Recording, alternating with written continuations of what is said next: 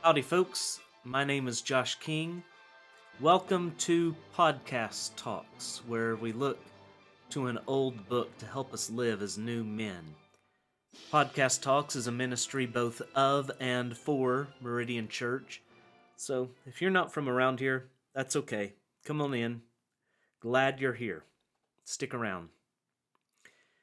Today, our reading will come from the 17th century work of Richard Sibbes, A Description of Christ. Sibbes was a Cambridge lecturer, a Puritan Anglican minister.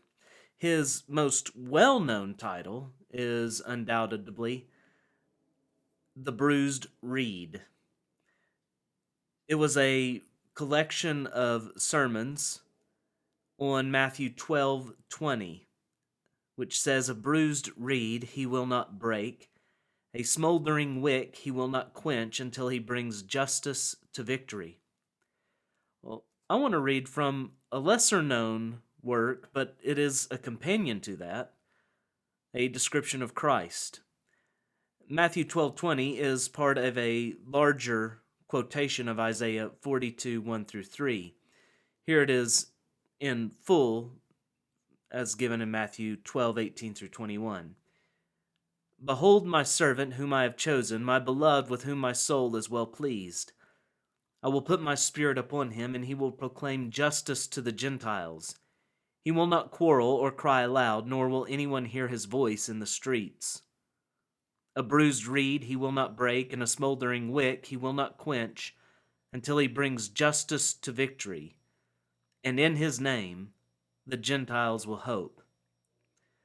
Now I plan on looking at a passage or a few from A Bruised Reed, but before we go there, let's look at the one who will not break the bruised reed. Let us behold him. In the portion I want to read, Sibbes is earnest for us to see the wonderful conjunction, the awesome comings together that happen in the incarnation of Christ. I'll be reading from Volume 1 of Sibbes' collected works, published by The Banner of Truth, pages 6 and 7. "But now, to go higher, in Christ there are more wonderful conjunctions. For the greatest and the meanest join together," meanest meaning lowest, "for God and man to come together, the Lord of all and a servant, and such a servant as should be under a curse. For the highest of all to come to the deepest abasement. For there was no abasement ever so deep as Christ was, in a double regard. First, none ever went so low as he, for he suffered the wrath of God and bore upon him the sins of us all. None ever was so low. And then in another respect his abasement was greatest, because he descended from the highest top of glory. And for him to be man, to be a servant, to be accursed, to suffer the wrath of God, to be the lowest of all. Lord, whither dost thou descend?" Here is a wonder in these conjunctions. Next to Christ's abasement was Adam's, because he was the most excellent, being in the state of innocency and carrying the image of God and being familiar with God. For him, Christ, presently to come into that fearful condition, it was the greatest abasement, because it was from the greatest dignity that made the abasement of Christ so great.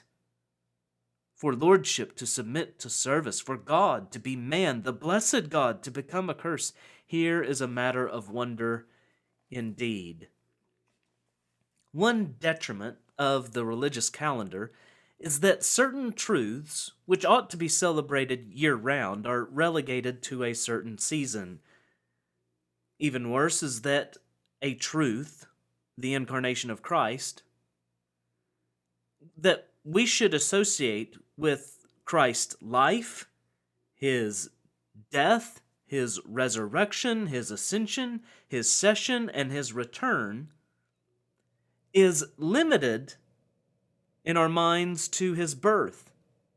It is as appropriate when the church gathers to sing Hark the Herald Angels Sing in July as it is in December. Indeed, when the church gathers, it is more appropriate to sing Hark the Herald Angels Sing in July than it is to sing God Bless America. So let's behold Christ. Let's marvel at his incarnation. The incarnation's not of course. It's not to be taken for granted. It is a wonder. Look at what has been joined, mind you, as has been said by the church for so long, remaining what he was, he became what he was not. As to his person, he did not subtract anything, he added a human nature.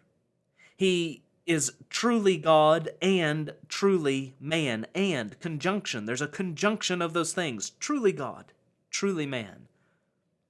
Now, in Christ, Sibbes labors to show us from the text, in Christ, Lord and servant, highest and lowest are joined together.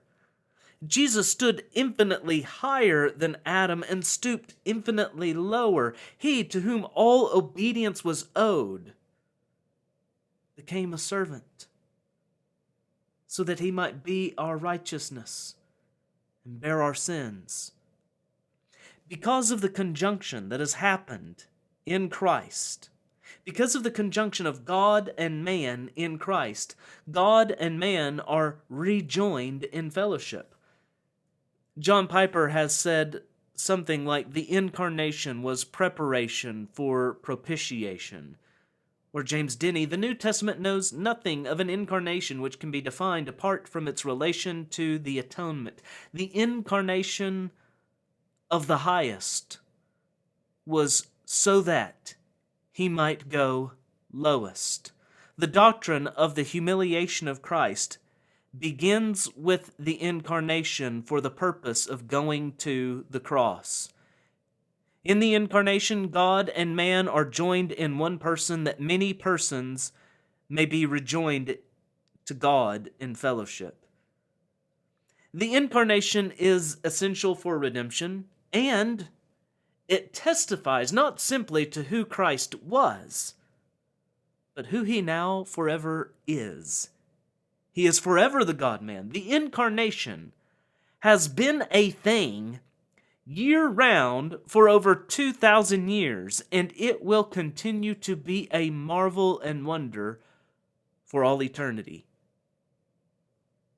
Behold, God's chosen servant, the Father's beloved, with whom he is well pleased. And know this, saints, that because he is well pleased with Christ, he's well pleased with us. Because God, by his Spirit, has caused a conjunction, a joining, a union between us and Christ. And it is this Christ, the Father's servant, who has pleased him so, with whom you are in union. It's this Christ that will not break the bruised reed or quench the smoldering flax. Oh, come, let us adore him. Meridian Church, I love you. Grace and peace.